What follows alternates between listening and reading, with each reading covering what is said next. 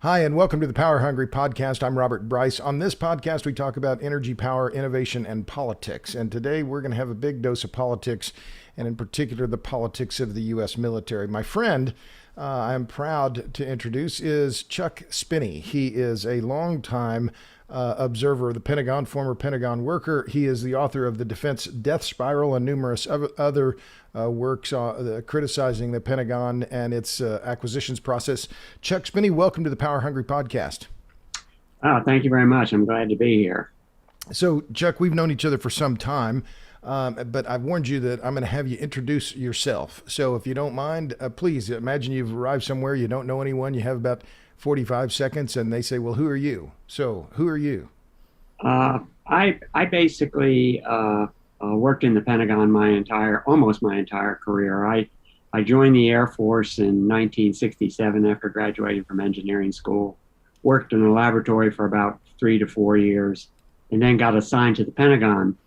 First as an Air Force officer, I resigned from the Air Force in 1975 and took a civilian job in the Office of the Secretary of Defense, basically as an engineer and operations research analyst,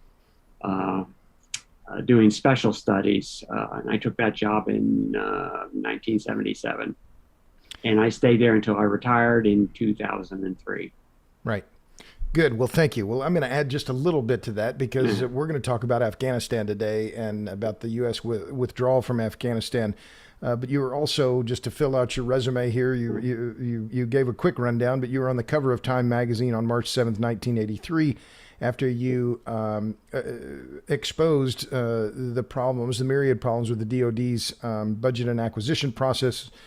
You testified before the United States Senate Budget Committee on Defense in 1983.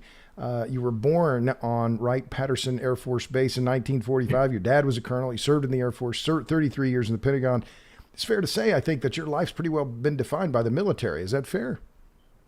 You're probably right. I grew up in the 50s in a military family, and of course the 50s were the glory days after World War II. And I sort of grew up in that culture.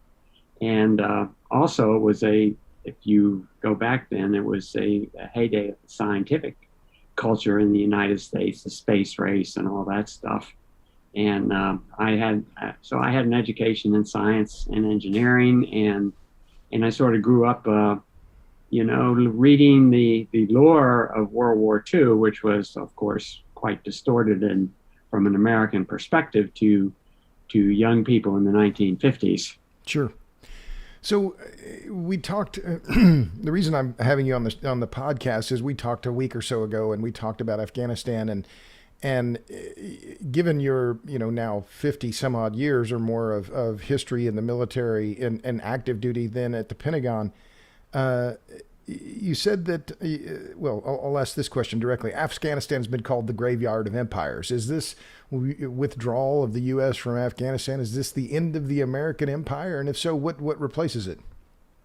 Well, I'm not sure it's the end of the American empire because people aren't willing to acknowledge what happens. The failure in Afghanistan was predictable. In fact, I wrote a paper in 2010 saying that Obama's surge was going to end up in a failure and gave a reason why. And the basic reason why was they did not account for the proper training of the Afghan military, just like we did in Vietnam. We didn't account for the training of the Vietnamese military. We had this theory of winning their hearts and minds and throwing aid into the country, like we did in Vietnam. And of course, that unleashed the dogs of corruption. And if you look at the outcome in many ways was worse than Vietnam. I mean, the government didn't last until we left. It actually collapsed before we left Afghanistan. It lasted a while in Vietnam, and in comparison, if you look at the Russian experience in Afghanistan, their government that they put in place, sort of their puppet government, it lasted 3 years before it collapsed. It lasted 3 years after the Russians left. Ours collapsed as we were leaving, basically, or before we left.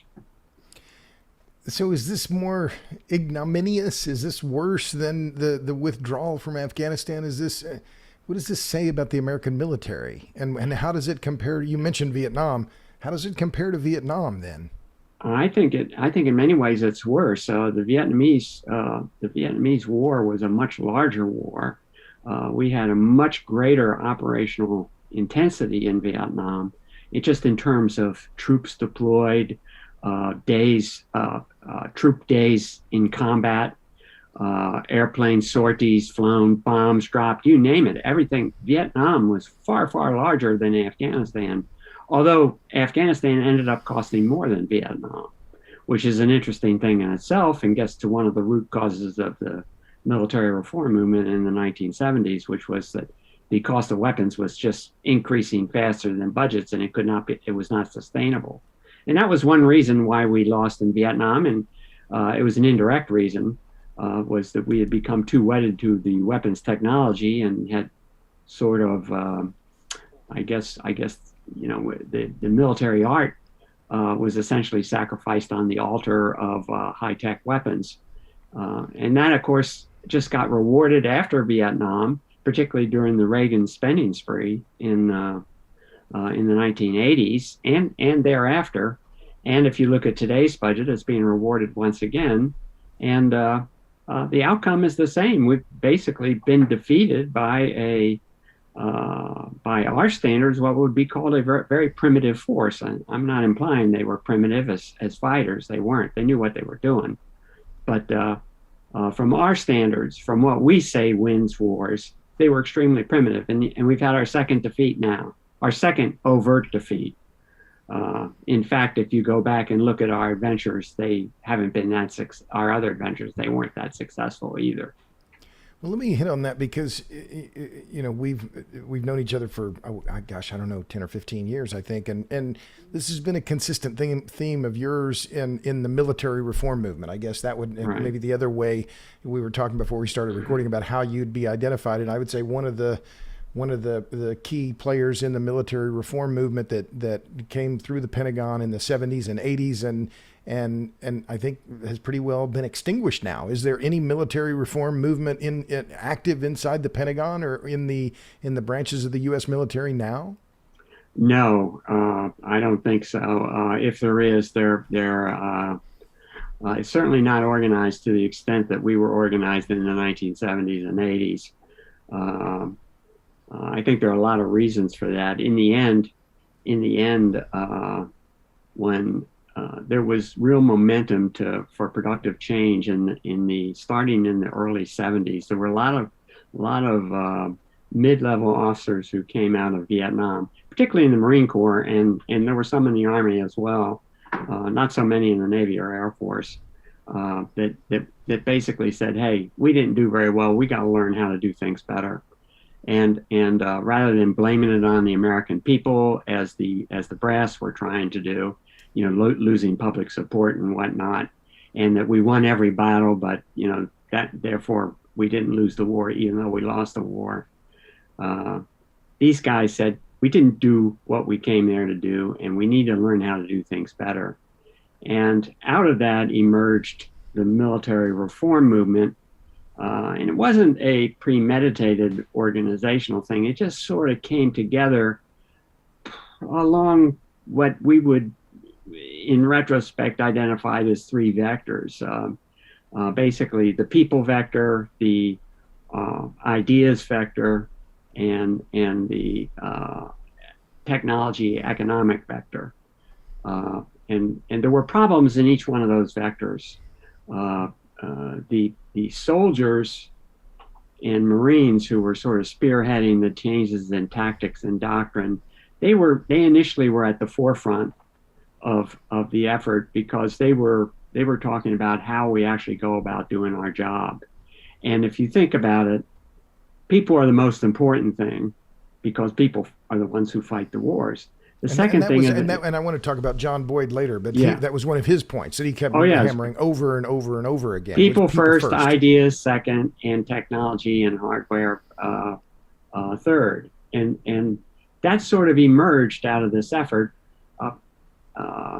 naturally. And so you saw a general coalescence during the 1970s.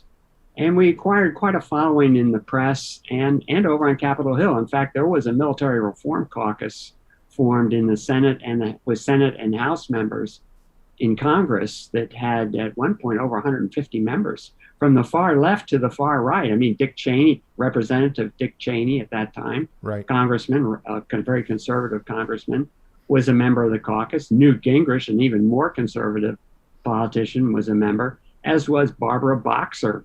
And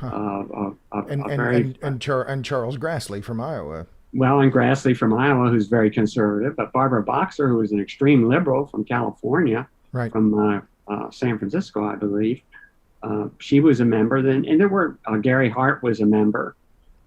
Sam Nunn was a member. Who was sort of Mr. Military Industrial Complex. Well, let me jump back to Afghanistan because I want to hit on one point when we talked on the phone the other day. I was just looking at the Wall Street Journal, and there was a Peggy Noonan had a column saying this she called it the Afghan fiasco will dog or will come back to bite Biden, and you said something to the effect of this withdrawal wasn't Biden's fault. No, and even though they're going to say, well, this is going to be the thing. It appears that the conservatives are even on Fox News, how terrible this was, and the withdrawal, and we look terrible, and Biden and this and Biden, it's all his fault. Why? Explain. Was this why wasn't it Biden's fault, and why are so many conservatives eager to pin it on him? Well, that's the fact that the conservatives are eager to pin it on him. It illustrates a very fundamental problem in defense. It is so politicized at this point that it is more an issue of domestic politics than has anything to do with military effectiveness. As far as Biden being blamed for the fiasco of the retreat, it's absolutely ridiculous to blame him. First of all, if you look at the people that he appointed to be in charge of the withdrawal, he's only been in office since January 4th, 28th, something like that. Right. So he hasn't been in office a year. He's got a lot of things on the plate, obviously. He's got a Secretary of Defense who's a retired 4-star general who was, prior to this, was commander of CENTCOM, the very command that was in charge of Afghanistan. On paper, if you look at the military people he had in place, he had the most qualified Secretary of Defense on paper, theoretically, in terms of experience in the area since George Marshall was Secretary of Defense under Truman. It's to blame this on Biden when you got these people as intermediaries is ridiculous. It's absurd. And particularly since Biden's only been in office for 8 months? I don't know how many. About 8 months. Right. And it's silly. I think there's a more fundamental thing here going on. And what's that? Basically, if you go back to the 1980s, Reagan comes to office saying, Vietnam was a noble cause. We didn't lose the war, basically implying that it was the withdrawal of public support for the war. We're going to throw money at the Pentagon, reinforce everything the Pentagon did, and things will get better. Well, they didn't get better. And in fact, when Reagan left office, the military force was roughly the same size as it was under Carter, with a few exceptions. Equipment-wise, the average age of equipment was older than it was when Carter arrived, even though Reagan spent far more than Carter. And of course, they blamed everything on Carter, which is a good example of this kind of stuff that Peggy Noonan's doing now in the Wall Street Journal. They say Carter was the cause of the problems that Reagan came to solve. Actually, Nixon was the one who caused the readiness problems. Carter inherited them. The first meeting I attended in the Pentagon, which was in December or 1972 or January 1973, as a junior captain, I was 27 years old, was a meeting chaired by colonels. I was the only non-colonel at the meeting, and I was representing the the secretary, the deputy chief of staff's office for research and development. And basically, the reason they sent such a low-ranking guy there was they didn't give a crap about what the meeting subject was, So they sent, I was the most junior guy in the whole organization. So I'm sitting at a table with all these old colonels who, they were in their 40s probably. Doesn't look that old now, but it looked old then. Right. And the colonel who's in charge of things says, he's this short, sort of dumpy guy with a big fat cigar in his mouth. And he had a lot of ribbons and stuff, and he's smoking and puffing. And he says, we got orders from the White House. He says, we're going to reduce readiness. We're leaving Vietnam. And by God, that's what we're going to do. And that's what this meeting's about. And they started making budget decisions or setting the policy for the budget decisions at that meeting to cut readiness. And it basically gained momentum. Carter inherited the mess. I mean, it takes time for this stuff to build up. And you cut readiness in the near term. You got a lot of trained pilots. You got a lot of trained infantrymen. You're coming out of a war. You got a lot of spare parts. It takes time to draw that down. What they were doing was they weren't spending money on it. And eventually, you had what Reagan used to call the hollow military. And that's what he ran on. And the Republicans blamed Carter for the hollow military. Then they come in and they threw money at the Pentagon. And it turned out, like if you look at fighter production, which we have really good records on, the actual production rates in the Reagan administration were lower in terms of new fighters than they were during the Carter administration, when Carter was supposedly wrecking the military.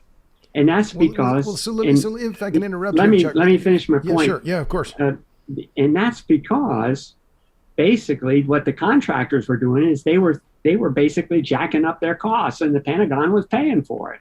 So the costs went through the roof, and they went up faster than the budgets, even Reagan's budgets. And so production rates went down, pure and simple. And that's why by the time we entered the Gulf War in first Gulf War was at 91, right. Late 91. The average age of a fighter in the Air Force and the Navy and the Marine Corps was older than it was in 1980 when Reagan came to office. Well, it seems to me as you're saying, the same was true with ships and other things. Well, anyway, go on. I'm sorry. What as you're going on here, it just seems to me that, and I want to ask about. Well, I'll just put a placeholder here. Have we learned anything since Vietnam? But before you get to that, people, ideas, and then technology. It seems that whole, even since Vietnam, those three words, those three priorities have been flipped on its head. So where technology is always the first one, right? Whether it's Star Wars or F-35 airplanes or high tech this, high tech that, it's that the Pentagon has been so wedded to, as you call it, the military industrial congressional complex, to more technology, and putting people at the end. Where it seems like in Afghanistan and in Vietnam, it was the people on the other side and their dedication to the cause that ultimately won them the war. And on our side, we may have had dedicated people, but that wasn't the priority. Am I missing something, or is that? No, you got it pretty much exactly right. And the only thing I would add to that is we were saying we got to flip our priorities in the 70s, put people first, ideas second, and technology and economics, in a supporting role, or third. That was what was driving people nuts, and because it basically was a frontal assault on the military-industrial congressional complex's priorities that had been in place since Eisenhower's administration, maybe earlier. In fact, I would argue that they were at least in place since the Truman administration. If you look at the Korean War appropriations, it was definitely technology first, and then people were last.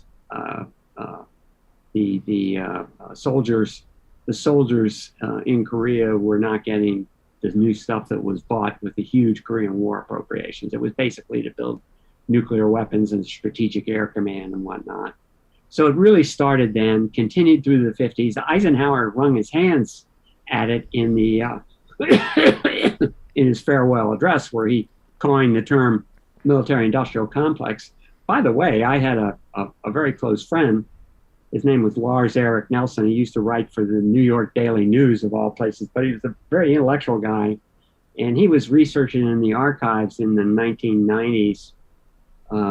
He died several years ago, unfortunately. He was researching in the archives in the 1990s, and I got a call from him, and he said, I found an early draft of Eisenhower's speech, and they used the term military-industrial congressional complex.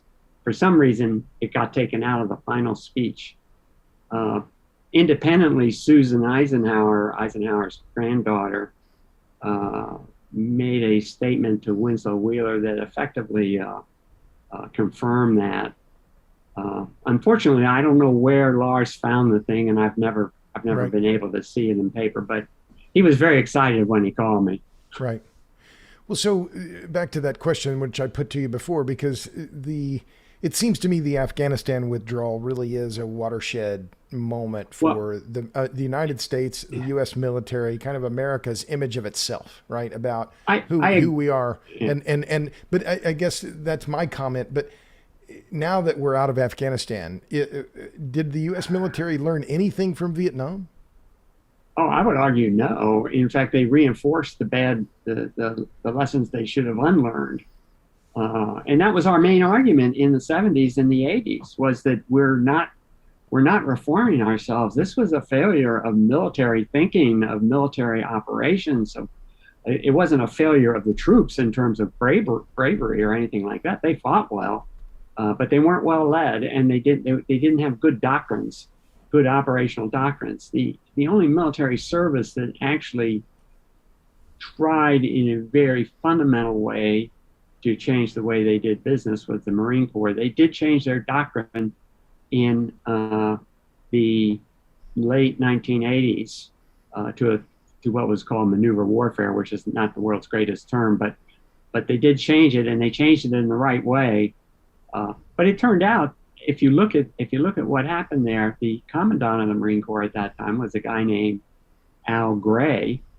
And Al Gray was one of the colonels who was involved in the reform movement early on in the 1970s. And in fact, he was in charge of the evacuation of the Saigon embassy, I believe. I'm not entirely sure of that. I think he was. He was certainly there during that time.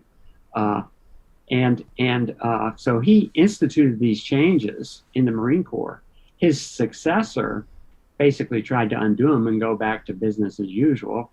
The next successor, the guy who came after Gray's successor, was a guy named Chuck Krulak, who basically tried to instill the ideas, which were a lot of which came from John Boyd. And he was recognized by the Marine Corps. In fact, the Marine Corps had a special display of Boyd in the Marine Corps library as the father of maneuver warfare, which is very unusual. When Marine grunts are honoring an Air Force fighter pilot, you know something fundamental's going on. well, let's come back to Boyd, because I was getting ahead of myself. But what I wanted to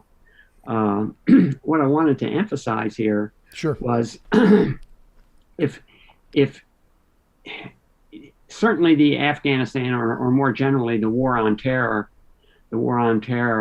has been a bust. That it shows to anyone who's familiar with this history going back to Vietnam that the lessons were unlearned, and we went back to business as usual. There's another way of looking at what happened, however. After, if you recall, going back to the late 1990s, when the Soviet Union was collapsing, the Cold War ended in a way that no one anticipated. It ended suddenly. The Pentagon was caught totally flat-footed. And in fact, if you go back to the early 90s, you had the Wolfowitz defense guidance that they were trying to publish. It didn't get published because it was too outrageous. That was basically trying for the 1990s to reinstate Cold War thinking. You also had Senator McCain arguing about the Chinese threat. So you had Wolfowitz saying we got to worry about peer competitors, China and Russia. Read China and Russia. Right. McCain's explicitly saying China. Look at today. what do we got? We got what they were trying to sell us in 1990.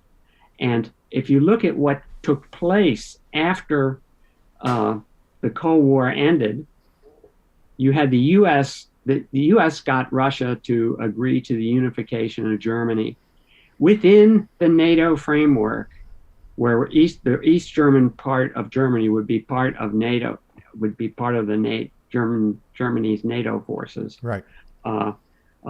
Based on a promise that was made to Gorbachev by both German leaders and American leaders, a verbal, unfortunately, rather than written, that we would not expand NATO 1 inch to the east. Well, look at what happened in the 1990s. In the end, Clinton authorized the expansion of NATO, in part to get votes from these Central Europeans in the Midwest. And how did that pressure start to expand NATO? It was started by the Committee to Expand NATO. The head of that committee was a vice president of Lockheed Martin, a guy named Bruce Jackson. And basically what you had was an intimate involvement of the military industrial congressional complex expanding NATO. Why? Well, if you could get Poland into NATO, guess what? You got a bigger market for F-16s or whatever. Right. If you can get Hungary in, and now you can see they've even gone to the point where they're trying to, there are people who have been advocating getting Ukraine in and Georgia. Right.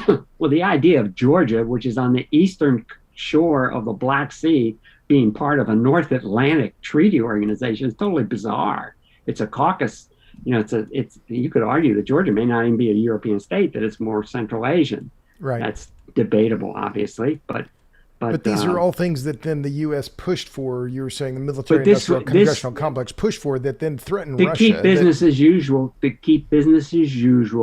in the military-industrial complex flowing during the 1990s. And basically, if you look at how far the budget was reduced, it was basically reduced to low Cold War levels in the 1990s. It didn't go below Cold War levels. It went down to what you would consider to be the low Cold War levels of the Eisenhower administration in the aftermath of Vietnam. And then, they started adding all these new systems like the F-35. You had all this more and more investment in Star Wars and stuff like that, which are clearly Cold War inspired weapons. And of course, there was no Cold War. And that's the kind of background that people should think about when they're trying to understand this war on terror. There's no question that we were attacked and we should have done something. But this war on terror became a marketing device for high-tech military equipment. If you look at the actual soldiers on the ground, there weren't that many of them. But the total cost of that force had gone through the roof. And if you look at the programs in the procurement budget, they're Cold War inspired programs. They weren't the kind of weapons. They weren't the kind of weapons designed to fight, in the kind of war on the kind of fighting that we had in Afghanistan and Iraq and Syria and stuff like that. Which were really, well, I don't know if this is the right, a lower level of insurgency or exactly. Persistent. Well, they certainly ended up that way, but Afghanistan started off that way. Or we made Iraq into an insurgency, and also to a lesser extent in Syria, and Libya, and other places. But the point that I'm making is, if you look at this in terms of long-term spending patterns, the war on terror has been sort of an interregnum or a bridge, what is turning out to be a bridging strategy to Cold War II. And if you look at what's in the Pentagon's procurement budget today, they've produced this huge bow wave of an across-the-board, super high-tech modernization program, much more complex than any previous bow wave of thing, that is basically modernizing everything, starting off with more expenditures for Star Wars. Strategic weapons are being modernized across the board. New submarines, new ICBMs, new bombers. We're even building a precision-guided nuclear bomb for our to be carried on by our fighters, B-61-12, where they're putting precision guidance that on a nuclear weapon, on a dial yield nuclear weapon that can dial between 10 and I forget what the kilotons are, 10 and 30 or 50 kilotons. Hiroshima was about 10. That's right. Like putting a guidance system to hit Hiroshima. It's ridiculous. And the idea, yeah, it's crazy. And if you read the doctrines they're talking about, they're going back, they're talking about limited nuclear options, LNOs, which is what they were trying to sell in the 70s and what the Pentagon was trying to sell in the 70s. And it's based on the theory that you can fight and win nuclear wars through gradual escalation. but on its face, it just seems like that just is incredible, given where we are after Afghanistan. That you've got this, I hate to say this tail between the legs thing, but I mean that was those pictures of the Afghanis clinging on to the airplane. It's surreal. It's just a remarkable image that I think is very similar in some ways to the helicopters in Saigon, and just this. Here's this incredibly high-tech, incredibly expensive cargo airplane taking off from the airport, and you've got people just wanting so desperate to leave. And I mean, it's truly remarkable. But let me jump back here to one of these other things. Let me finish. Sure. My main point that I was going to make was, if you look back and put this in context, the war on terror, Afghanistan particularly, was basically an interregnum. It did have one big benefit for the military-industrial congressional complex. It kept budgets very high and acclimated the people to super high budgets. Now, with this modernization program, which is essentially restarting Cold War II, or starting Cold War II, restarting the Cold War, no one's questioning the development of these programs. The Pentagon's off to the races. And in fact, if you look at Congress, they're abdicating their oversight responsibility. They don't even have new editions of the selected acquisition reports, which are, in my opinion, of very limited value, but they're basically what Congress uses to look at new programs. The 5-year budget that Biden has put together, it is so chock-a-block with programs, they haven't calculated the out years. All they did was said, here's our FY22, which is basically the camel's nose into the tent. And we don't even have an official projection of what's going to take place over the next 5 years, which has been our standard way of doing business since 1962. I mean, this thing is totally out of control. And this loss in Afghanistan is basically got everybody distracted, and blaming Biden for this disaster. It's just, it basically, it's a bait and switch operation. No one really knows what the hell's going on. What is really going on is they're throwing all this money in the Pentagon. They're getting all the congressional districts pregnant with the new defense contracts for these big programs that we won't be able to turn off. And in essence, they're going to make the Cold War a reality. They're in the process of making it because, the Russians and the Chinese can't look at this and basically ignore it. They got to do something. Well, so one of the things that was remarkable, I think I was looking at, before I finish this one, before I talk about the Moyers thing that you did 2003, when was the last time the Department of Defense passed a financial audit? Do you know? Oh, they've never passed it. Never. So you talked about this at length in your 2003 episode. It was on the last day of your last day on the job at the Pentagon in 2003. Right. You filmed an episode with Bill Moyers. And by the way, I should interrupt myself here. I'm talking with my friend Chuck Spinney. He's an engineer at a long time, spent 3 decades at the Pentagon, was among the leaders of the military reform movement in the 1970s, 1980s, and then into the 2000s. You can find him at chuckspinney.blogspot.com. That's chuckspinney.blogspot.com. That show that you did, that episode you did with Moyers, won an Emmy in 2003 for the best news magazine report of the year. And you talked in that episode about Afghanistan. Would you have predicted then that the United States would stay in Afghanistan for 20 years? No, I figured we'd probably be there about 10 years. I didn't think we would be there much longer when we were in Vietnam. I figured we're going to leave like the Russians left. Maybe not as dramatically. I figured it would be a more coordinated, it would have appeared to be a more organized. It wouldn't have been organized. It would appear to have been a more organized exit. In the end, it appears, if you look at what we've been subjected to over the last couple of weeks, that our exit from Afghanistan makes the Russians look like a smoothly run operation.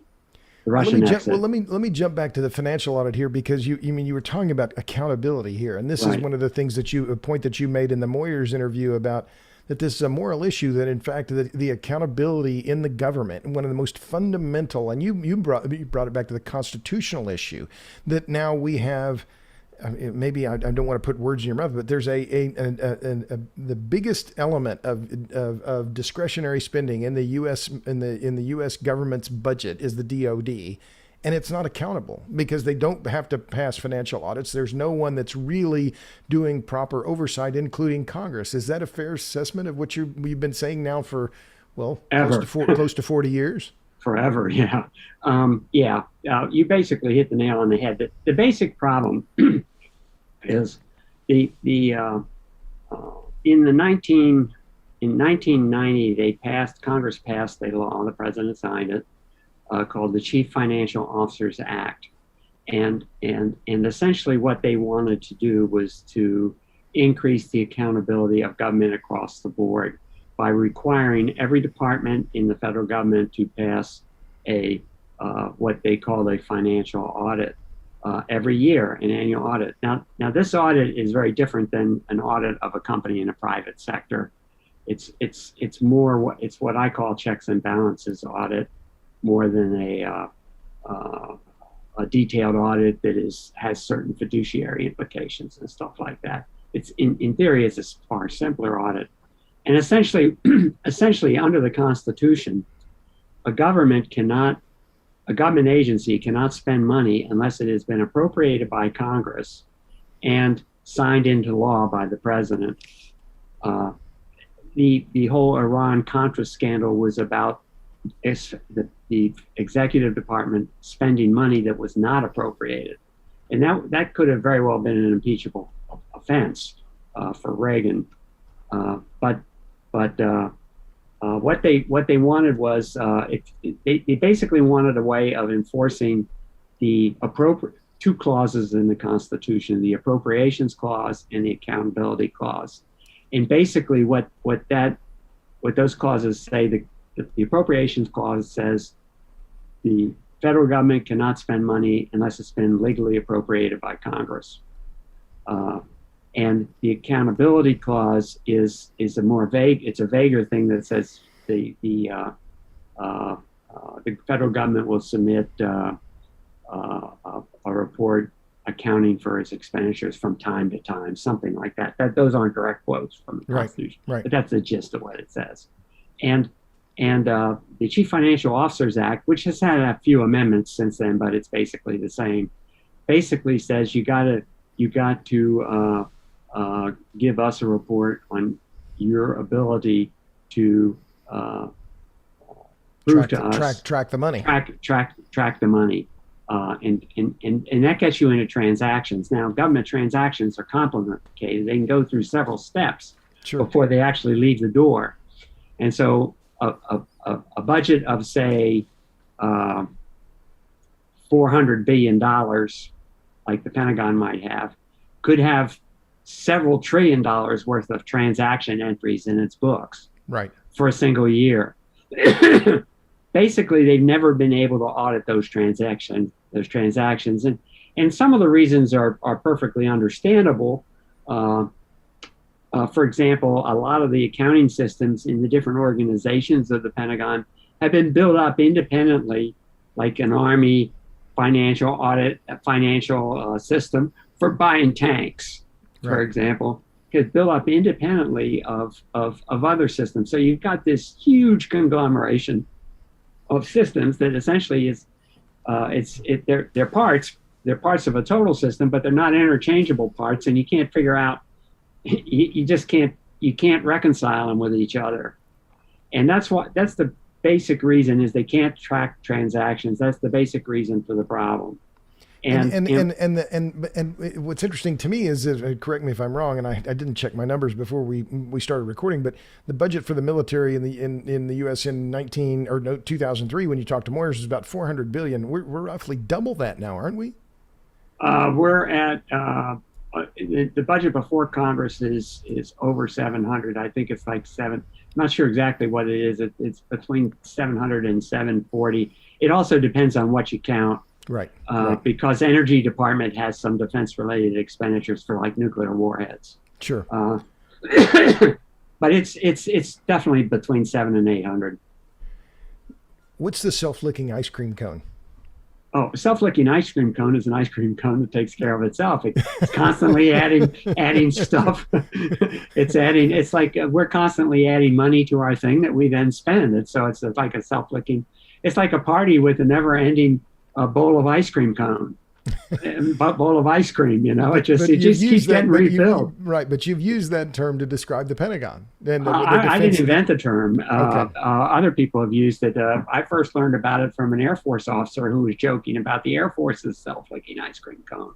A lot of guys understand what's going on here. That's another thing that in trying to sort out what's wrong with the Pentagon, we're not dealing with a bunch of evil people, although there's certainly corruption and it went totally out of control in Afghanistan.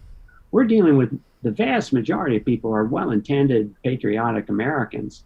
They may not understand they're cogs in a machine, and they basically are charged with doing a job in a very narrow frame of reference, and they do that well, but they may not understand how that fits into everything else.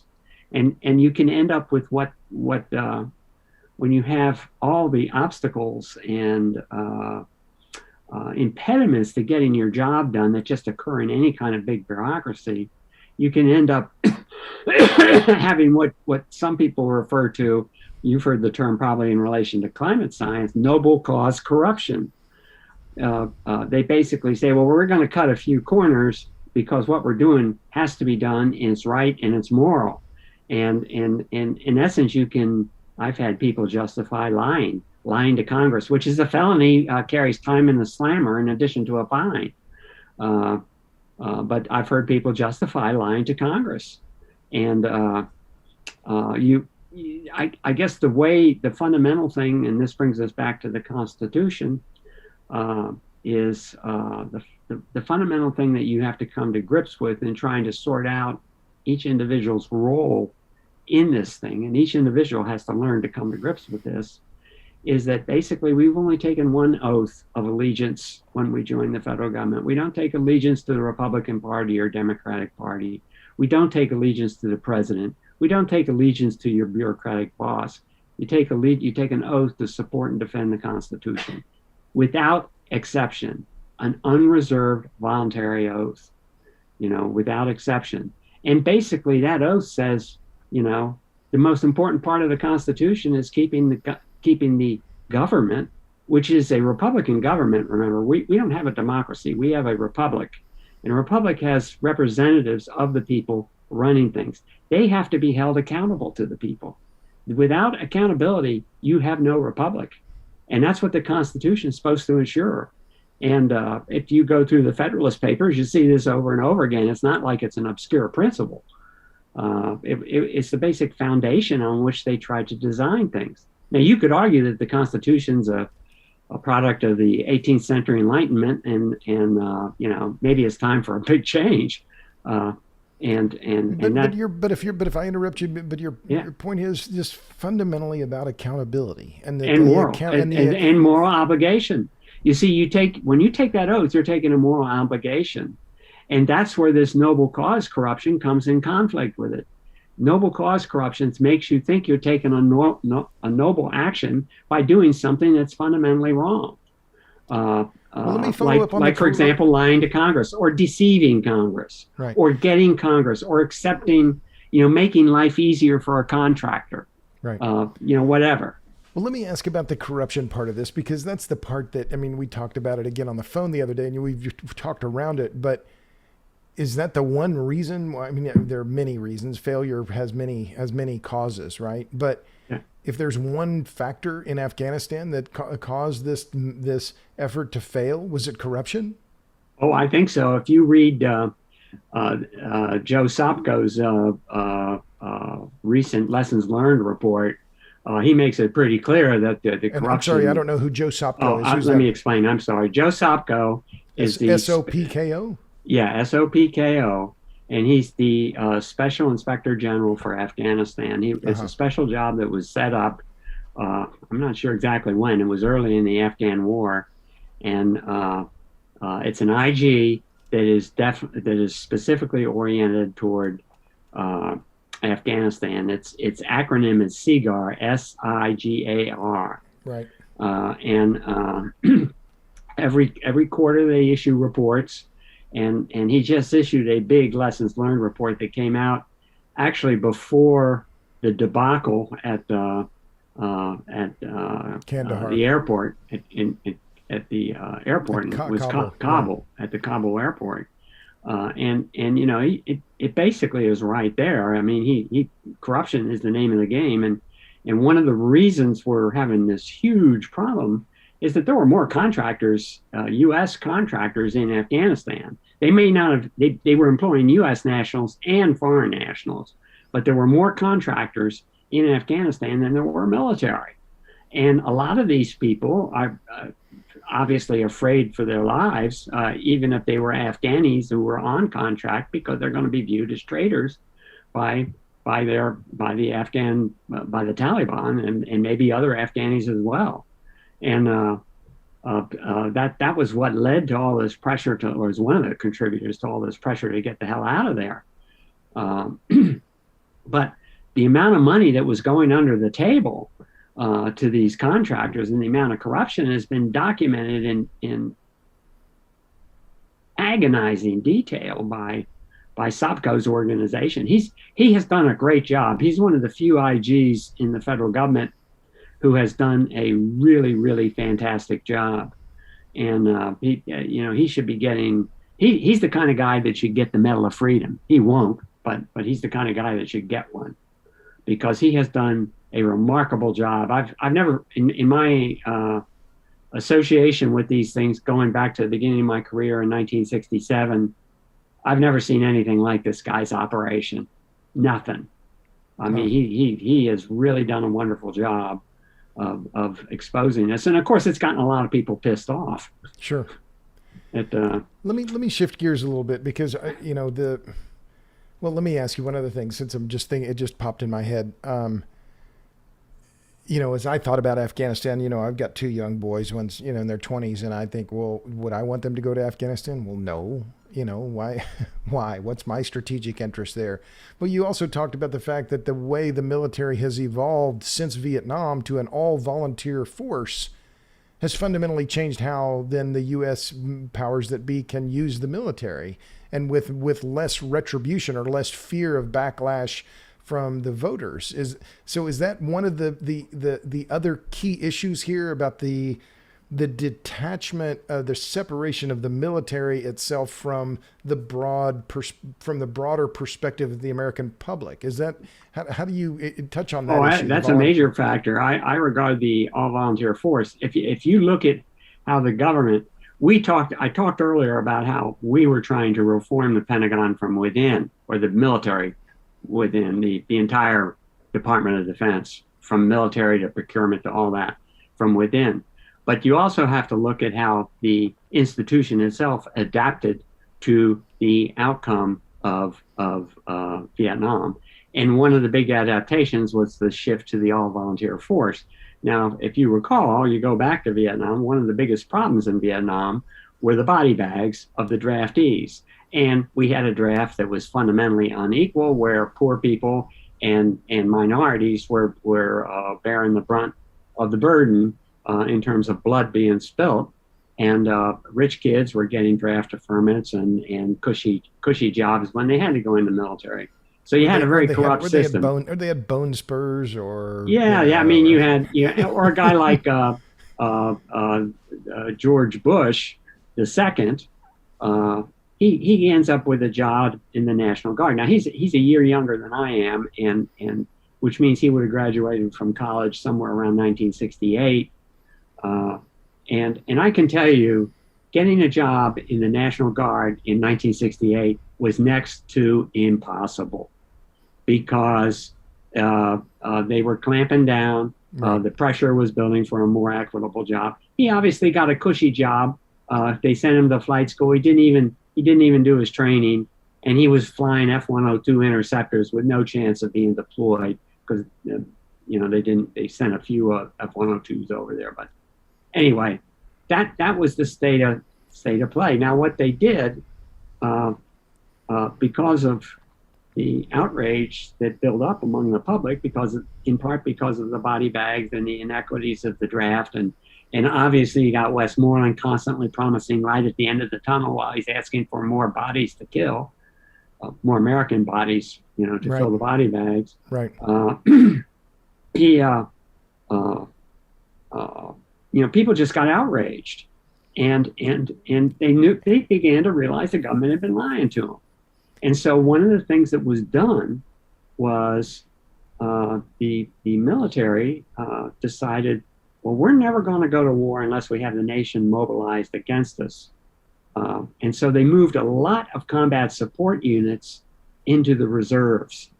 Normal units that would have gone on a deployment in Vietnam, because they were part of the active force, got put into the reserves. So you would have to send reserves to do something like Vietnam in the future. Right. That, in essence, it sort of made sense, you think about it, because then it would force the president to mobilize, declare war, and put the country on a war footing. That was the idea. Didn't exactly turn out that way. The other thing, because attached to that was the idea, we're not going to have a draft, we're going to have an all-volunteer force. And what that did, of course, is over time, the all-volunteer force basically made it easier to deploy forces in these limited operations, because basically you signed up with this, you're a volunteer, screw you. Right. If you don't like it, tough. So it made wars. So it made elective wars. It made elective wars. These things made elective wars easily, and because the reserves were part of the all-volunteer force, you could mobilize the reserves and send them. And we sent a lot of reserves, on rotation to Afghanistan without declaring war. Well, as you say that, the other thing that pops in my head, Chuck, is just that this is one of the things that concerns me greatly about where America is and where we're headed is this widening of the class divide and the widening of the urban and rural divide. And it seems to me, when I look at the military and see, the casualties, where are a lot of these kids coming from that end up same place? From rural areas, from low income homes. They're coming from the same place these draftees came from, and except they're not. Except there's no coercion to force young kids to join. Well, there is coercion. There's now economic coercion, because we've also deindustrialized, and of course that gets us into a much broader subject. But one of the things that I wanted to bring out is, while we were having this shift to the all-volunteer force and the movement of certain required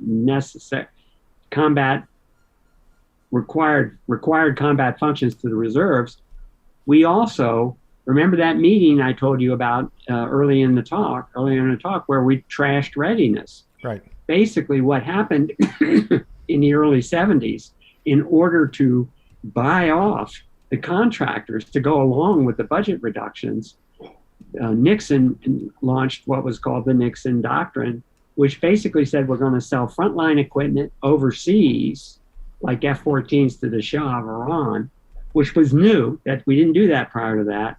And we're cutting down on the operations and maintenance budget and the personnel budgets because of the readiness reductions. So we can start new programs that'll come to fruition in the late 70s. So he basically set up the situation that led to Carter's problem.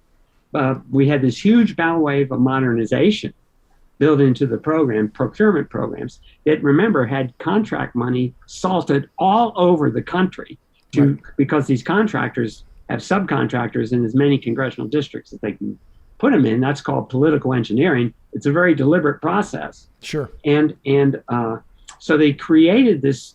It was like they're creating an extortion strategy. They reduced the readiness, which created the readiness horrors, which then got everybody all lathered up in the late 70s because you could blame it on the Democrats when in fact the whole thing was caused by decisions made in the early 70s, which I saw up close and personal. I saw them put this stuff into place. I was at a very low level. I didn't have anything to do with it, but I was sitting at the table when that was happening. So is it fair to say then this Afghanistan outcome is just the result of 40, 50, 60 years of the same kind of business as usual corrosion of the foundation of what the military should be about? Is that and basically what we're seeing is Eisenhower's nightmare on steroids. That's basically the way to think about it, and there's nothing new going on here. In fact, the way I view Afghanistan, or the war on terror, and is a better way of doing it. The way I view it, it was sort of a bridging operation to justify high budgets, to get the public acclimated to high budgets, while we salted all this new money, this new modernization in the thing. And now we've got everybody convinced that China and Russia are threats like they used to be in the 50s. And now we can go have Cold War II and the money will flow forever. And we're talking about a bill that's going to keep the money flowing at least until 2080. I mean, we're talking long-term expenditures, and this stuff is 60 years. Yeah, I mean, this new bomber the Air Force is starting. They put that in B-61. No, that's the bomb. The bomber is the B-21. Oh, okay. They put that into the Pentagon, authorized the program to go into milestone B last August. A year ago, I think it was a year ago, August. Basically, what that did is that authorized the Air Force to launch what is called engineering and manufacturing development. Now, engineering and manufacturing development means you're designing the bomber while you're also investing in your supplier support base. You're designing your supplier support base, and you're designing your production equipment. So you're ready to go when you reach milestone C. And well, this is the spiral development that you talked about. Yeah, exactly. Well, it's concurrency, and spiral development is basically the most extreme version of it. But it's concurrency. Now, no private manufacturing company that had to pay for its own R&D and product development would do things this way. It's crazy. But if your goal is to extract money from Congress, this is the way to do it. Because basically what it does is it authorizes the Pentagon to start shoveling money, the Pentagon and the contractors, to start shoveling money to the congressional districts. Right. That was explained well in the Moyers interview. Sure, right. So just a reminder, I'm talking to Chuck Spinney. He's an engineer, retired military officer, spent 3 decades in the Pentagon, was one of the chief proponents of the military reform movement in the Pentagon from the 1980s until he retired in 2003. You can find him at chuckspinney.blogspot.com. Let me shift gears here a little bit, Chuck, because I know you could discuss this all day, and I know you have a passion for it, but I wanted, in doing a little research, getting ready, I was reminded that you were born at Wright-Patterson Air Force Base in Ohio in 1945, and your dad was a colonel in the Air Force. I've never asked you, what was your dad like? I had a very, I would say, positive childhood. I had loving parents, and my dad was very supportive. Was he a pilot? No, he was an engineer, and was involved in. He worked at the aircraft lab, which is where I was first assigned. In fact, ironically, the guy you were raised in the aircraft lab. Yeah, and the lieutenant that was in the same cubicle as I was, his dad was a civilian in the aircraft lab, and his dad shared a cubicle with my father. Wow. During World War II, and my dad was a product of the Depression. He suffered very severely during the Depression, and the Depression, World War II, the experience of World War II had a a very positive effect on America in terms of economics and jobs and patriotism and all sorts of things. And in many ways, it made that generation. And he was a product of that generation. So I grew up around military people and stories about the military. And I also grew up, my dad, because he even though he did not graduate from college, he worked in the scientific community. In fact, many of his friends were scientists. Well, some of them very well-known scientists. I grew up around those people, and in the 1950s, you had basically this culture that we won World War II. We are the big kahuna. We've invented this consumer society, the likes of which has never been seen before in the history of humanity. And we also are a scientific. We're a scientific society, and that, you know, nothing epitomized that more than the space race, but it went way beyond that. Sure. I mean, if you just look at all the stuff that was made, your current passion for power was a product of that era. Sure. Without power, we could have never done it. So I grew up in that type of very positive environment, and I was also influenced a lot. I was a history buff as a kid, although I was basically, my primary interest was science and engineering. I was a history buff, and I read all the World War II memoirs, which at that time were written from a very American perspective. Sure.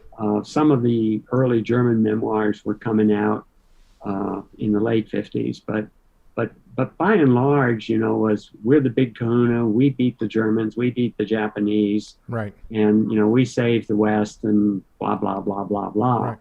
Well, so let me ask you about you going into the Air Force. So were you a pilot? Did you train as a pilot? No, and I mean, I think I would have liked to have been a pilot, but it was never that important to me. My brother is a pilot. He was never in the military because he had eye problems, but he's very involved in flying. I've been more interested in flying from I love airplanes. I love the engineering aspects of airplanes. And let me follow they're on neat that. Things to work on. Right.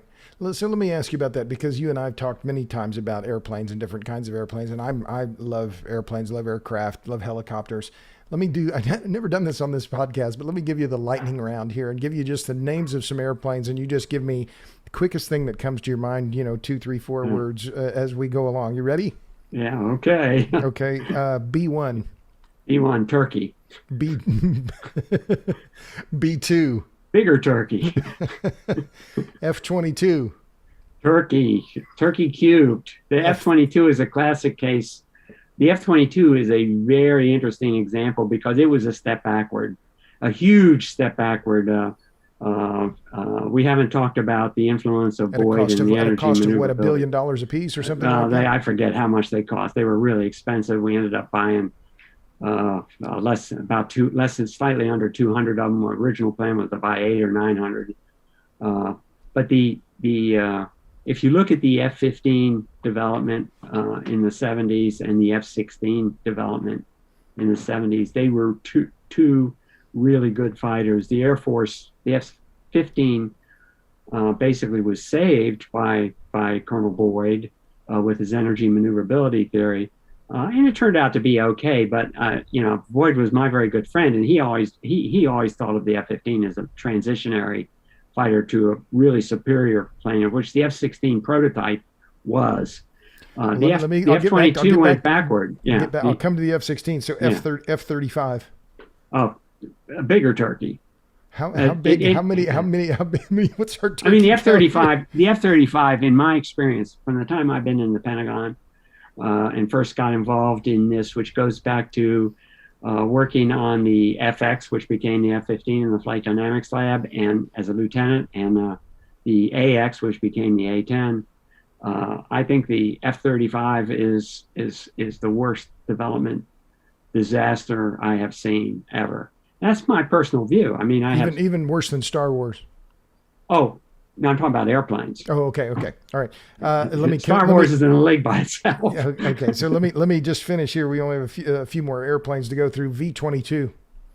Oh, that's another problem. I mean, the V-22 is This is the tilt it's rotor, got the some air. Osprey. Yeah. It's a tilt rotor, and it's a positively dangerous airplane because if you go into combat in a helicopter, anybody who has seen any films of Vietnam know that the helicopters used to go in low and fast, and they'd plop down real fast. That guys that jump out in the plane and fly out. That's known as going into a hot landing zone or a hot LZ. That's the nature of the beast in combat. And the problem with the V-22 is it can't do a combat assault like that, because when it starts to shift into the helicopter mode, it's got two rotors that go up like this that are on the wingtips. And if it starts descending really fast, what you can get, and most helicopter pilots who have been in combat have experienced at least one of these things, is what's called a vortex ring state, where the rotor stalls and basically the plane drops. Now, normally when you're going in fast, the vortex ring state doesn't set in until you're maybe 10 feet above the ground, and you go in and you prang the plane and you might bend the struts and stuff, but you can take off and go home. Right. With the V-22, if you get a vortex ring state in the thing, you'll lose lift in one rotor before you lose lift in the other rotor, even if it's just a split second. And the rotor that is lifting, say this one, cause the plane to flip over. Right. And if that happens, they did some flight tests back in the 90s, I think. They did some flight tests when they were getting real concerned about this. And basically, you needed almost 1,700 feet to recover from the vortex ring state, if I recall correctly. I may be wrong on that, but it was. I'm familiar with that, and I wrote about it a long time ago. I did a yeah. I mean, there you are. I mean, it's crazy, and so. And if you look at V-22's landing, they're just floating in. They're sitting ducks. Right. Okay. So just a few more. B-52.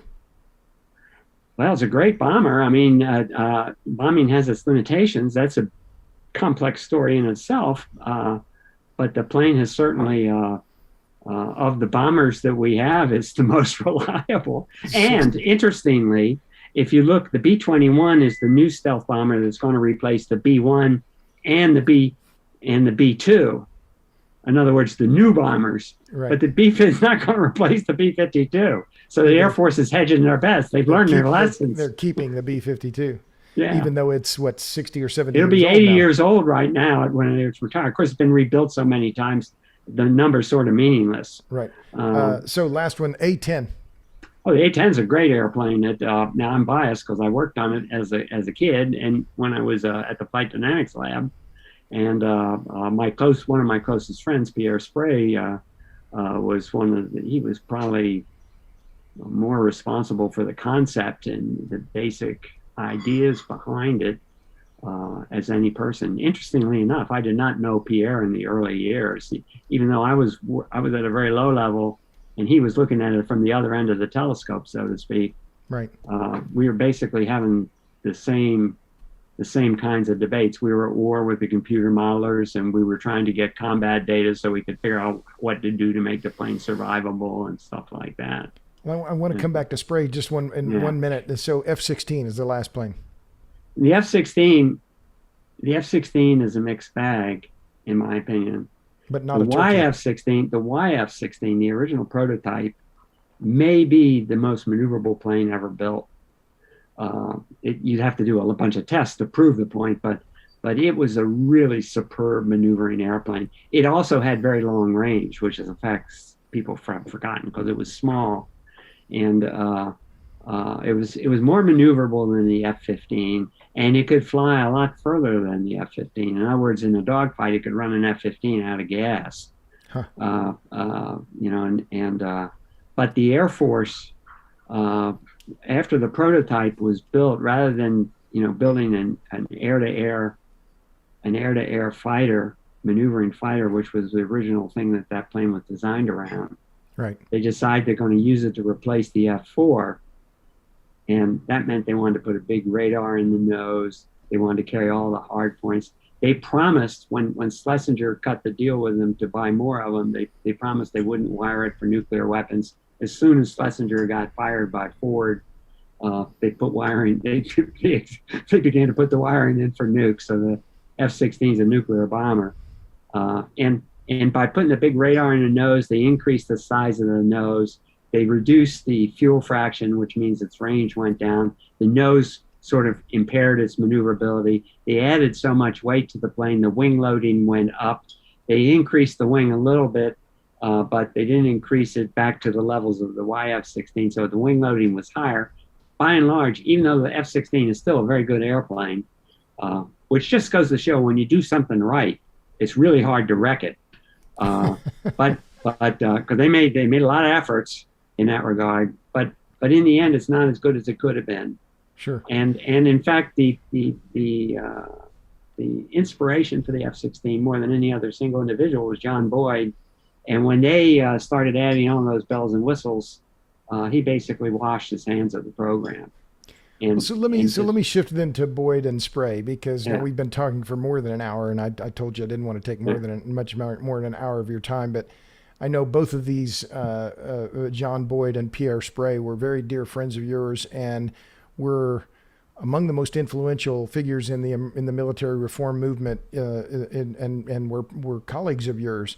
So I know the books have been written about Boyd, and that we could talk for hours about Boyd, but for people who don't know Boyd, don't know his history, can you give me the 45-second or 1 minute rundown of Boyd? Is that even possible? I don't think I could do it justice. Basically, Boyd he started off his career as a fighter pilot. He was one of the first officers. He was in Korea for 20 missions. He didn't have any air-to-air kills or anything. He was an F-86 pilot. He was in at the tail end of the war.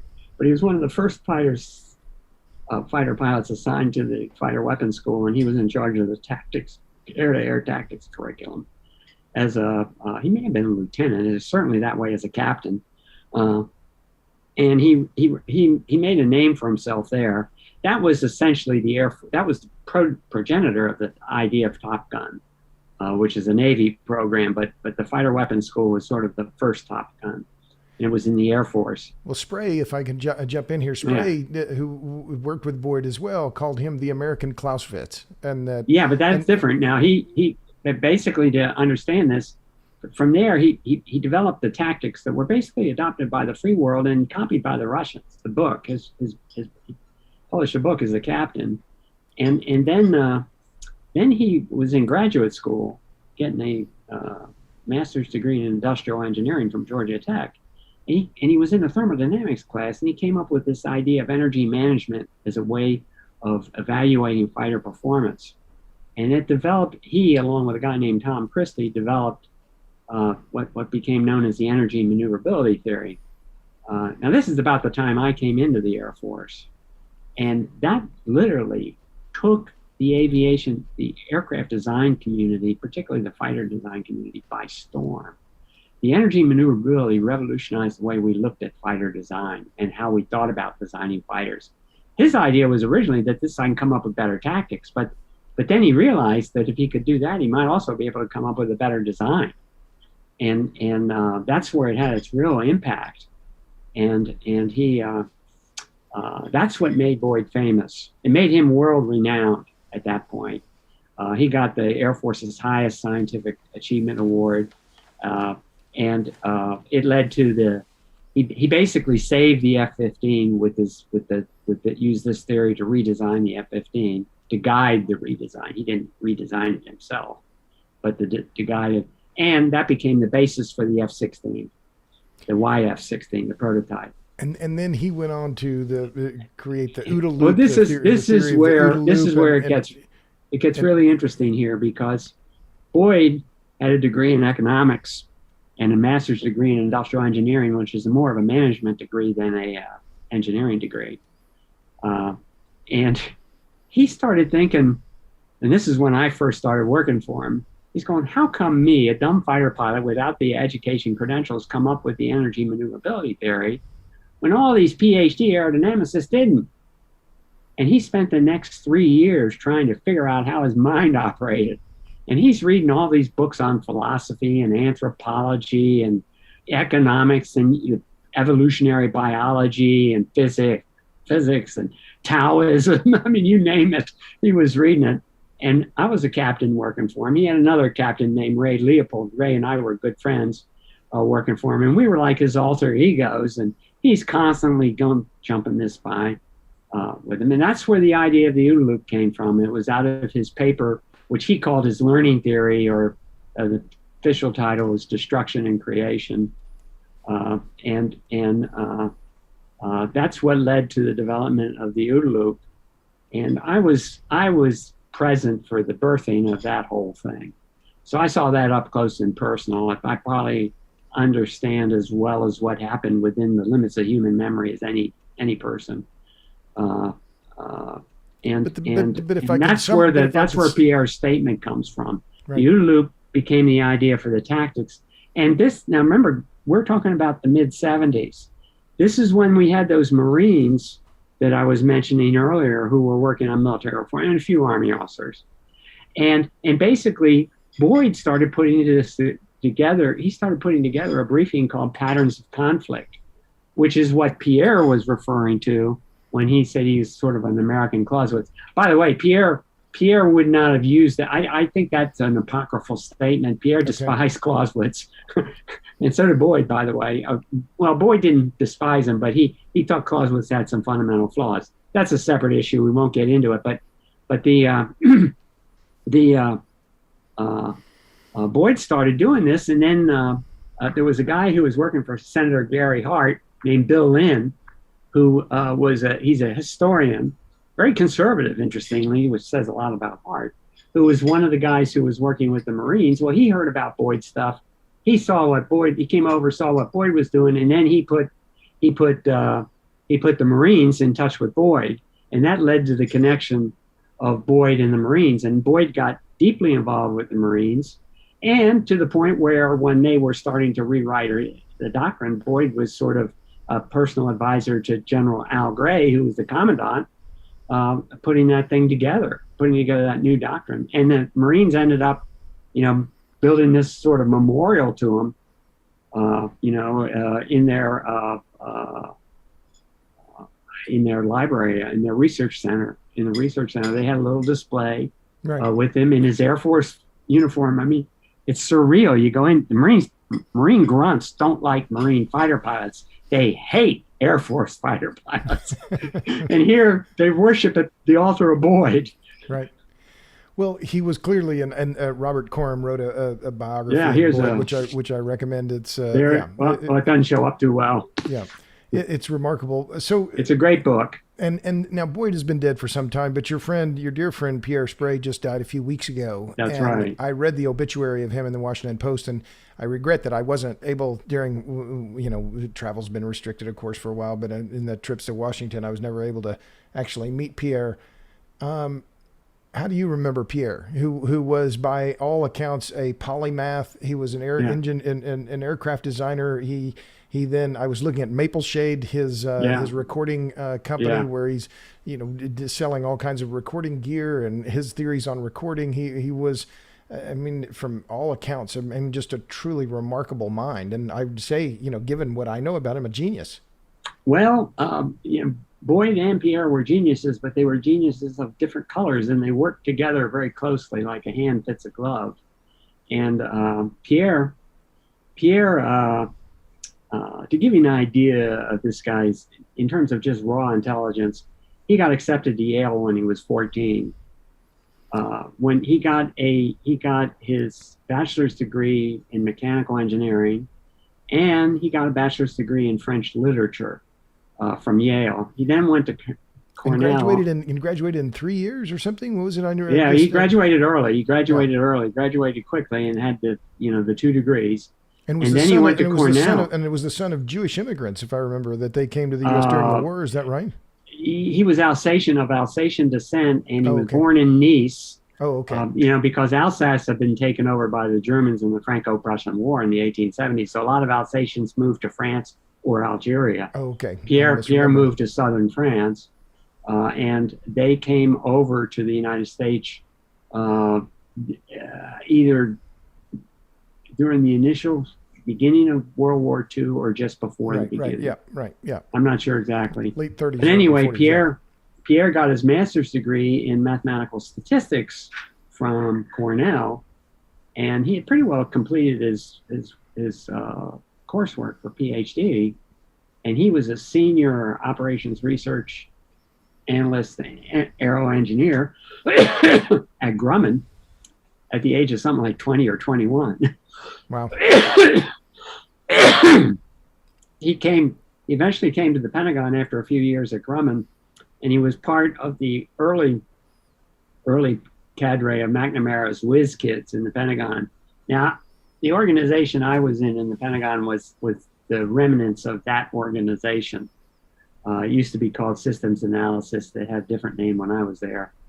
And when I first got there, I knew Boyd very well because I'd worked for him, and Boyd was a consultant in the office where I was working, and he basically said, you need to go look at the old stuff that these guys did. I started going through the studies done by Systems Analysis, and man, a lot of the complaints I heard about those guys I agreed with. But then I came across Pierre's stuff, and it was in a totally different league. His stuff, I mean, it's hard to explain, and most of your readers won't be able to appreciate this. But when I started reading this stuff, my heart started thumping. I said, this is really cool stuff. I mean, and the way he developed his ideas and the way he developed his engineering stuff, it really got me thumping. And at that time, I didn't know Pierre. I knew of Pierre because John had explained him to me. And I didn't know about Pierre when I was working on the A-10 at Flight Dynamics Lab, curiously enough. But his great insight about the A-10, also known as the Warthog, which was very effective in the first Gulf War, was that the way you defeat the other army, if it's a clash of two big armies, you worry about the trucks. Forget about the fighter planes and the rest of it. If you take out their trucks, you kill them. Well, and also ground attack and their tanks. I mean, the A-10 is basically a tank buster, and it was designed to go after the Russians. It was inspired. Many of the ideas surrounding it were inspired by the Germans' cannon-firing Stuka of World War II, which was flown by a very small number of Stuka pilots, led by a guy named Hans Rudel, who was, unfortunately, he was a stark raving Nazi, but he was probably the greatest combat aviation hit pilot in the history of aviation. Wow. I mean, he flew like 2,800 combat sorties, and I mean, it's unheard of.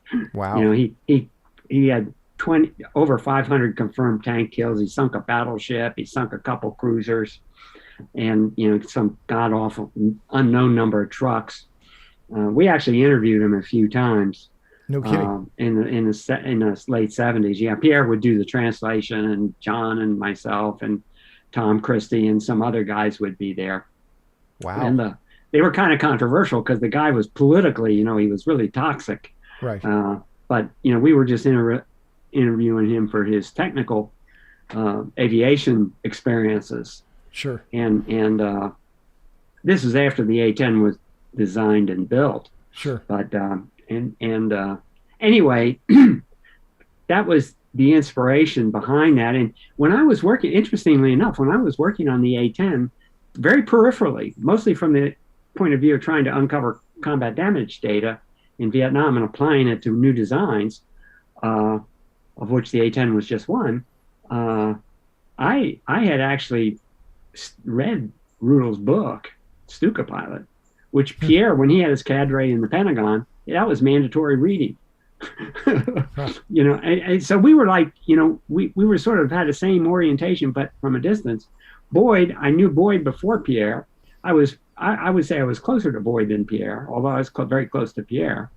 But Boyd and Pierre worked together, and they had a positive interaction. John basically thought in terms of analogies. John Boyd did. He thought he thought in terms of analogies, which is a very, very productive way of thinking, but it's also an extremely dangerous way of thinking. Because if an analogy captures your imagination, it can take you right off the cliff, where it doesn't have any closeness to reality. Right. Einstein thought in analogies, and Pierre Pierre hated thinking in analogies, Huh. and he was an empiricist.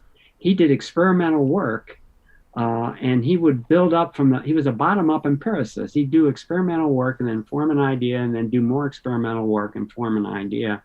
And the traditional way of science is either doing it Pierre's way or sort of a top-down thinking from hypothesis to thing like that. Right. Those are two ways. And there's been big debate in science over which way is the best way to go. Boyd was different. He used those analogies, so it was sort of a top-down thinking, but it was a much looser way of thinking. Well, their minds fit together like a hand fits a glove.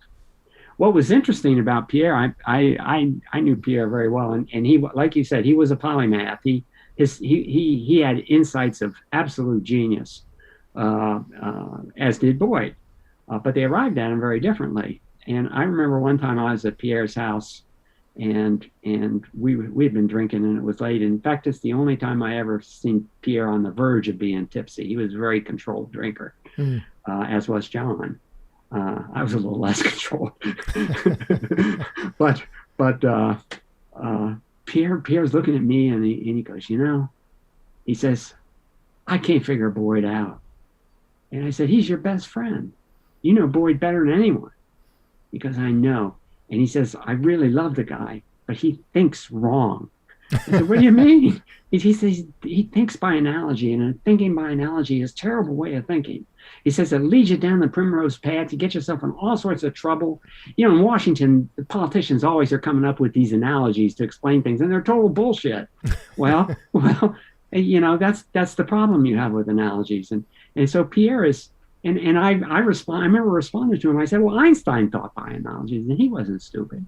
And he goes, I know, but John just does it all wrong. He said, but then he says, I'm an empiricist. What works is what's right. And he says, he always comes up with the right answer, doing it wrong. He says, well, I got to go along with it. And that was his frustration. His empirically, John was right. Systematically, John went about it the wrong way, but he couldn't argue with John because he was empirically correct. And basically what they did is what he was really describing, and I didn't understand it at the time as well as I do now, and he probably didn't either, he was talking about how they were self-disciplining each other. Uh-huh. They basically, Boyd had a wide-ranging mind that went off in tangents and was very loosey-goosey about stuff. Pierre had a very tight mind, a very rigorous mind, and the problem with John is you could go off the deep end if you're not careful. The problem with Pierre is he could stifle that kind of thinking that John did. Right. And in fact, when we were writing stuff, John and I would do a lot of writing, and I'd get excited about it and say, man, this is really good. Let's run it by Pierre. And we used to call it the Pierre Sprey buzzsaw because he just rip it to shreds. and John would go, no, not now. We're not yet. Ready for him. He'll tear it apart, and it'll be his stuff and not ours. Just hold off it. Oh, that's funny. And eventually we would take it, and it would be improved 100%. There were several papers that I did with Pierre where we co-authored that, were initially started off as my papers, and I would run the stuff by him, and he would make changes, and was sort of starting off as an editor, and we would get so involved, and I would finally at the end, I'd say, Pierre, I said, this is as much your paper as mine. I said, I want you to be a co-author if you'll agree to it. And we did that 2 or 3 times, particularly on that last joint paper we did on nuclear sleepwalking to a new Cold War, which I regard as one of the best things I ever wrote. He just, he was so persuasive and everything. There was actually a danger there initially, but once you learned how to deal with that, he was just a joy to be around. And watching him and John, I mean, they were peers. I was sort of like a subordinate, not a subordinate, not exactly an understudy. I started off as an understudy, but let's say I was like, I was sometimes a second team. I was in the bullpen, Fair enough. My guest, interrupting here, is Chuck Spinney. He's an engineer, former Air Force officer, spent more than 3 decades in the Pentagon, was a leader of the military reform movement, which Seems like it's needed more than ever now in the wake of Afghanistan. You can find out more about him at chuckspinney.blogspot.com. Chuck, we've talked now almost an hour and a half already. Let me just hit you with a couple of quick other things. We've talked many times about models and about how models work. And do you believe in climate models, the climate change models? And if so, and if not, why not? Well, I've my development in many ways paralleled Pierre's on models, and I started off trying to collect combat data to fill out vulnerability models, models that predicted how we would lose planes in Vietnam. And I realized early on that they were complete bullshit. The problem with modeling, and particularly now that we have this computational power, is that a lot of times we're modeling things with information we don't understand. Now, I've done a lot of reading about climate models because it's a subject that interested me, also interested Pierre, by the way. I saw a lot of similarities between what the climate modelers were doing and what I saw in the Pentagon during war game modeling and war modeling and combat effectiveness modeling. And that is when you have parameters that you don't really understand or anything, you just start plugging in assumptions and stuff like that. So I'm very skeptical of climate models per se. Energy maneuverability was a way of modeling performance in an airplane, but that was easily verifiable. I mean, we could link that to basic engineering data and wind tunnel data and test data and flight data, so we could validate the models. And the problem with climate models is validating them is very, very difficult. In fact, one of the biggest problems is, if you look at these global circulation models, they involve Navier-Stokes equations. The Navier-Stokes equations are brilliant equations. They're partial differential equations that model gas flows. And I studied those things in college, and literally you can paint pictures with them. They're really fascinating. There's only one problem is they're not solvable. They have more variables in three-dimensional flow. There are more variables than equations. And anybody who's taken high school algebra knows that when you got more variables than equations, you got a problem. Right. Now, what we did in aeronautical engineering is to deal with that limitation is we'd use wind tunnels and we'd make simplifying assumptions like two-dimensional flow. But in the end, you'd do flight tests of the full-blown airplane. You couldn't think. And what they're trying to do now is they're using what's called computational fluid dynamics, which is basically the kind of calculations done in climate models, to substitute for wind tunnel data. And we know that when you're dealing with something, those equations work fine for airfoils that have been designed, have been put in the airfoil libraries, and we know their characteristics. You can design them. You can use that for design. If you're dealing with a new type of airfoil, forget it. You got to do wind tunnel data.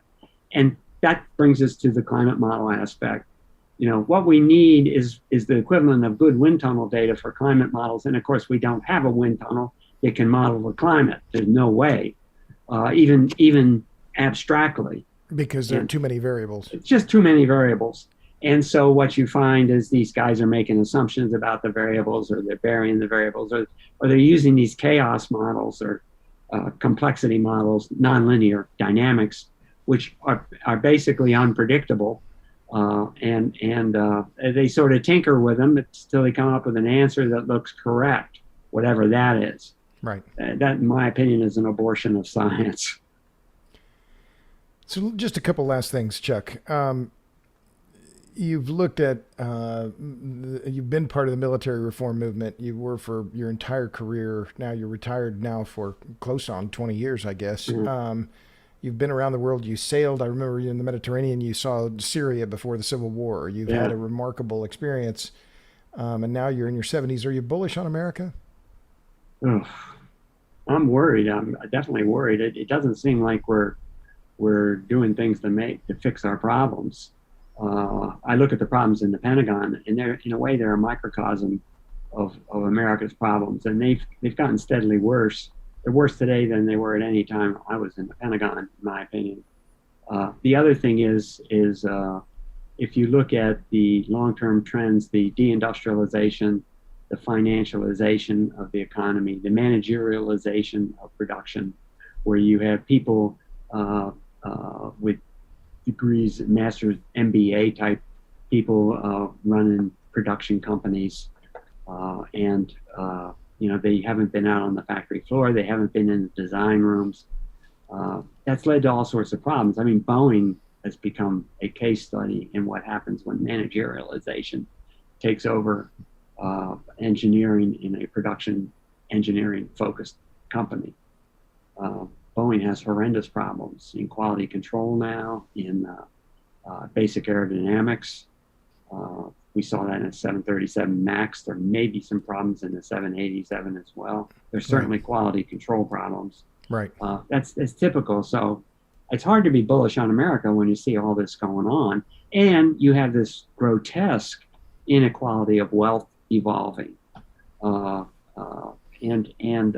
people that are advocating solutions. They're coming up with saying, well, we're going to eliminate fossil fuels, by what, 2050? When are they talking about? You know that better than I do, but it's totally inconceivable that they can do that. I mean, it's just ridiculous. And what has made the modern industrial world? It's basically energy.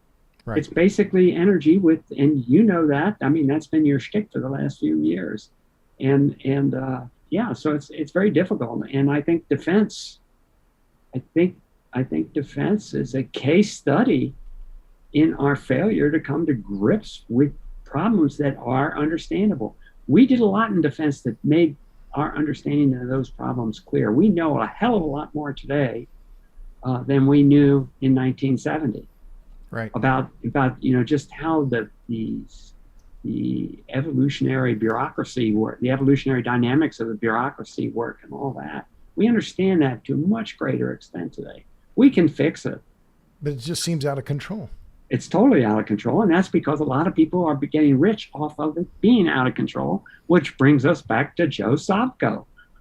Well, it's just that one thing springs to mind. I'm working on an article about some plans to include some provisions for decarbonization of the utility sector in this reconciliation bill that's pending before Senate, and there's no accountability. I mean, there's no accountability. It's an appropriation that's included within this reconciliation bill, but that didn't originate in the House, and then it defers all of this, the enforcement to the Secretary of Energy. And I'm like, well, wait a minute. No, they're not even going to hold hearings on this. I mean, it just seems to me it's on crazy. its face is incredible. Okay, it's crazy. So what are you reading now? What am I reading? Actually, I'm reading a biography of de Gaulle, which is interesting. What's it called? De Gaulle. Okay. I forget the name of the author, but it's very interesting. Huh? Is it a recent book? Yeah, it's fairly recent. And de Gaulle's a very interesting character. He was responsible for France building the nuclear bomb. Well, that, and he was also responsible for a much more sensible policy, I think, of making Europe's too dependent on the United States. That's one of the big problems in foreign policy that feeds the military-industrial congressional complex. De Gaulle wanted a more independent path. I've always sort of felt is that why he withdrew from NATO? Yeah, NATO. Yeah, I think so. Because he wanted France to have the bomb, and he didn't. It wasn't so much that he wanted France to be the ruler of everything. I mean, it was obvious that Germany and England and France of Western Europe were the main drivers industrially when he was doing his thing, but he did not like the idea of European dependence on the United States, and it's sort of like the old idea of British. I think, and I haven't finished the book, but I think it is sort of like the old idea of the British playing a balancing act on the continent, except America had taken over that role. And the Brits had tacked themselves onto America so they could punch above their weight, but they're basically doing what we tell them. As some people have said, Tony Blair was Bush's poodle. And I think de Gaulle wanted a more European-centric thing. He also probably wanted a more moderate policy toward the Soviet Union.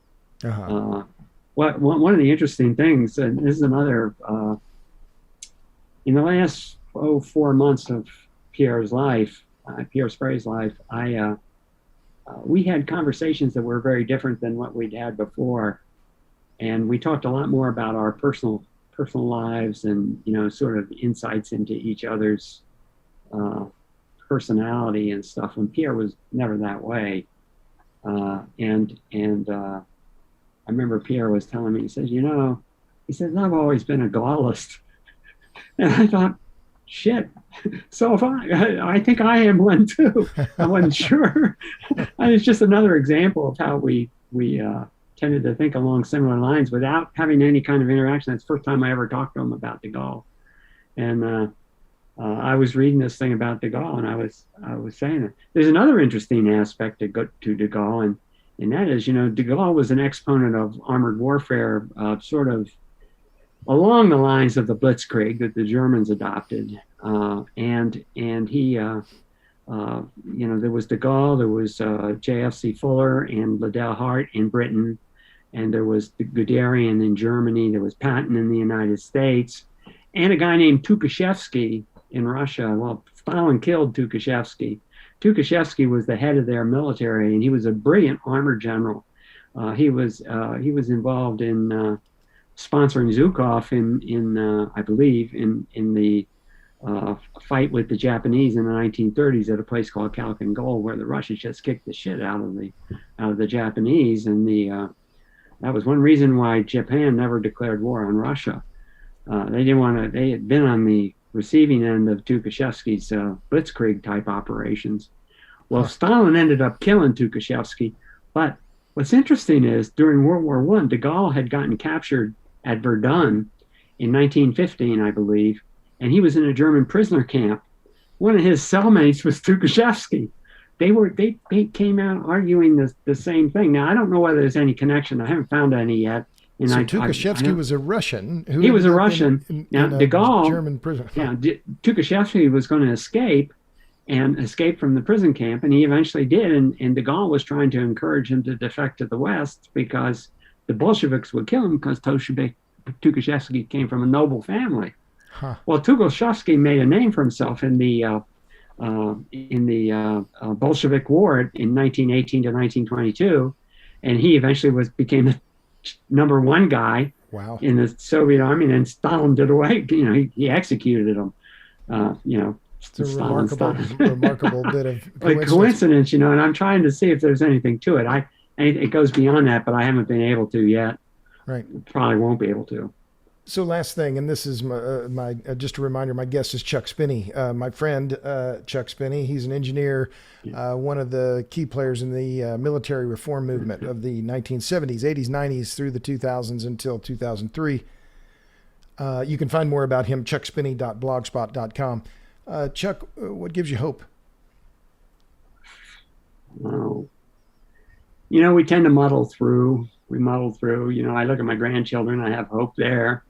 I'm very depressed about the pathway America's on. I don't see, I don't see Biden correcting things. I certainly don't blame him for Afghanistan, but that's unfair.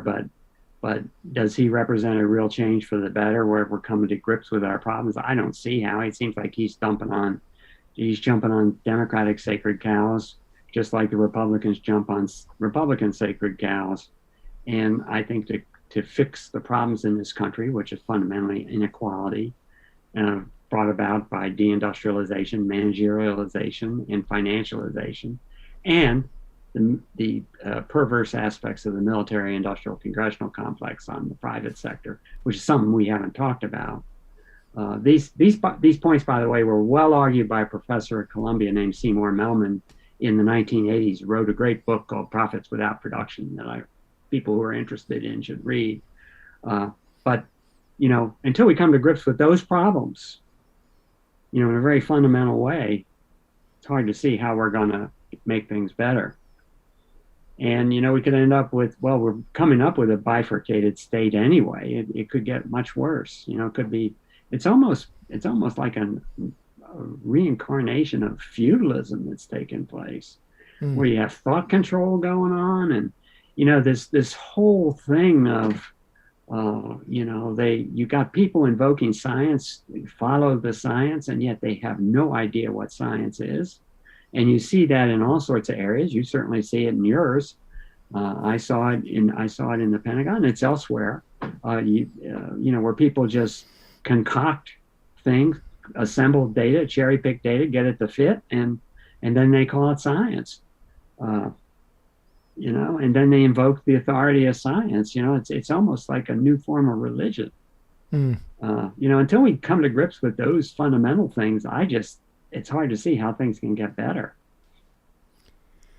Well, let's undo the Enlightenment, my friend. Back to wishes. Well, it's a somewhat sobering end to our discussion here, Chuck. But I was, I'm very pleased to have you on to talk about Afghanistan, because it does seem like a milestone in modern American history, and you bring a unique perspective to it. Again, my guest has been Chuck Spinney. You can find out more about him, chuckspinney.blogspot.com, including his remarkable 2003 episode he did with Bill Moyers on Moyers' show, which is available on that same website. So, Chuck Spinney, million thanks for being on the Power Hungry Podcast. My pleasure. I enjoyed it. Thank you. And thanks to all of you on the podcast world. Tune in for the next episode of the Power Hungry Podcast. Until then, thanks.